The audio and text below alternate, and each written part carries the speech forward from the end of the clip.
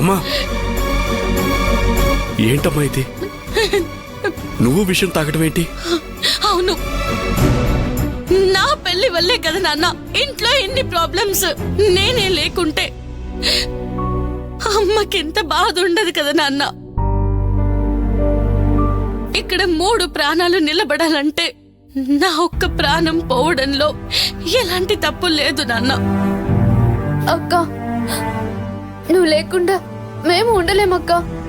మాకు ఇవ్వు, నేను నాని కూడా నీతో పాటే వచ్చేస్తాం. అవునక్క, మేం చచ్చినా బతికినా నీతోనే. అమ్మా నువ్వు లేకుండా ఈ నాన్నొక్కడే బ్రతుకుతాడు అనుకుంటున్నావా? నాన్న, మీ అమ్మ పోయినప్పుడే ఆగిపోవాల్సిన గుండె ఇది ఇంకా కొట్టుకుంటుంది అంటే దానికి కారణం నువ్వు. నీ నోట్లోంచి చావు అనే మాట రాకూడదమ్మా. సిగ్గుతో చావాల్సిన వాళ్ళు తలబిరుసుగా మాట్లాడుతుంటే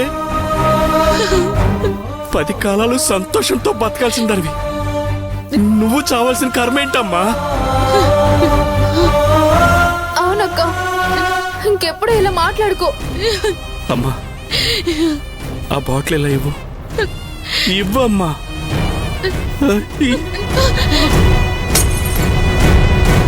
ఏయ్, బిడ్డల ప్రాణాల కంటే ప్రాణం లేని ఈ కాగితాలు ముఖ్యం అనుకున్నావు చూడు.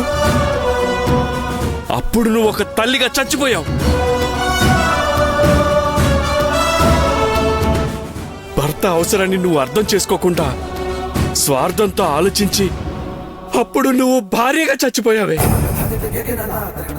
మనల్ని అభిమానించే నా స్నేహితుడి కుటుంబాన్ని అవమానించి ఒక మనిషిగా చచ్చిపోయావు.